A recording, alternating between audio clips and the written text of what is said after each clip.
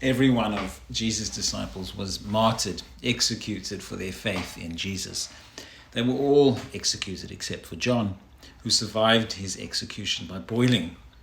The readings this week deal with the disciples being disciplined for healing a man, and Jesus, the Good Shepherd, predicting laying down his life for his sheep, in the famous Psalm 23. Most people identify with Anne Frank or the Reformed Oskar Schindler. Most people are like the rich young ruler, though, who asked Jesus how to be good. When Jesus responded, obey the commandments and sell everything you have and give the proceeds to the poor, the man walked away sad because he couldn't do it. I probably lean that way, though I'm not entirely sure what I'd do given the situation. You see, it takes guts to follow Jesus, because following him requires sacrifice. Much of modern Christianity is loosely tethered to the kind of faith we see in Scripture, where the disciples were willing to be killed for what they believed. That call is difficult, almost impossible, because we are so accustomed to our relative comfort compared with history. Behavior is molded over time and shaped by our context. Developing good habits is hard because we're often accustomed to bad habits. One of the best ways to develop good habits is to start with a goal and a baseline instead of just a goal. That way, when the new behavior happens, instead of just plotting the distance from the goal, we can track our way from the baseline. Martyrdom isn't behavior change. Speaking out against evil and getting arrested isn't behavior change. Delayed gratification is hard even for the most disciplined. This kind of self-denial is impossible. As Jesus said, impossible for a rich person. Look at media, look at your community, look at yourself. The level of self-denial Jesus was talking about would tear apart how we understand reality. Only the greatest of the great moral teachers have done this, and the two teachers who come to mind are Socrates and Jesus, and you can read about Socrates in the last days of Socrates.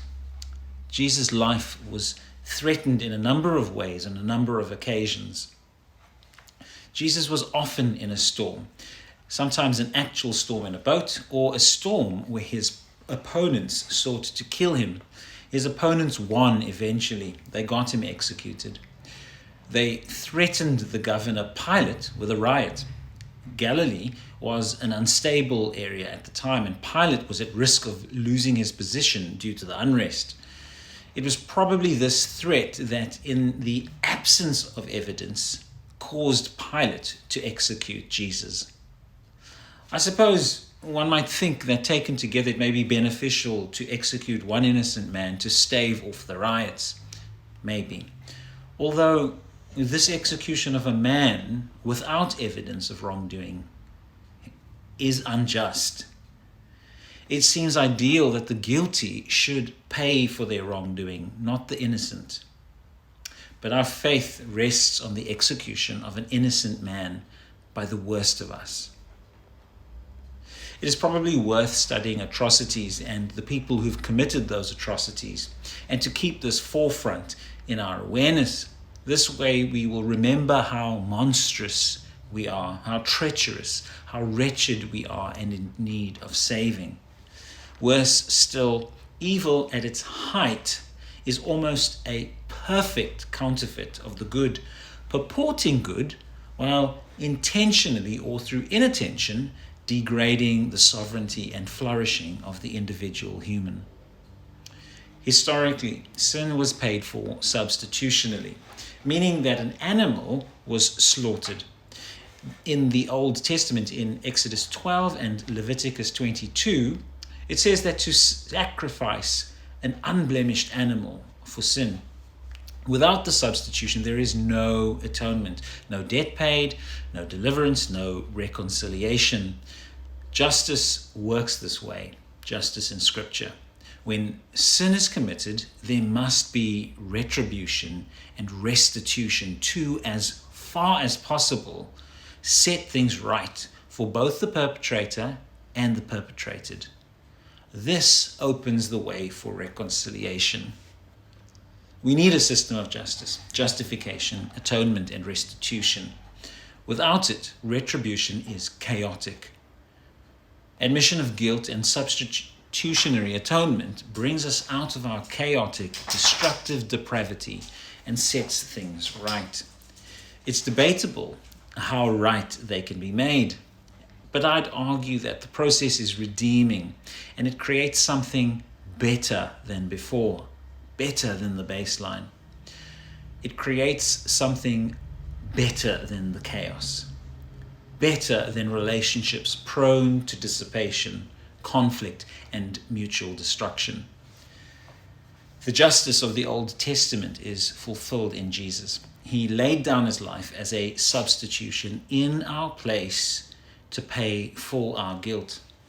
Jesus, in every way, demonstrated that love and sacrifice is the way to be good and to bring about good. Jesus demonstrated agape love, offering himself as a sacrifice to take the retribution and to make atonement. The Judeo-Christian way has always been like this, to venture out into the chaos and to bring peace and meaning. When he was asked how to be good, these were Jesus' words just before his encounter with that rich young man. No one has greater love than a person who lays down his life for his friends. Jesus answered the rich young man, "If you want to be perfect, go. Sell your possessions and give to the poor, and you will have treasure in heaven. Then come follow me." Our lives are characterized by sufficiency, sometimes decadence, and we call it God's providence. And I can't disagree with that, except that faith in Jesus doesn't end there. It is wonderful to be surrounded by so many examples of Christians who have laid down their lives, who have sacrificed their time, their money, and their lives to transform the world from depravity and barbarity to flourishing beauty. Father, thank you that even though I walk through the valley of the shadow of death, I will fear no evil.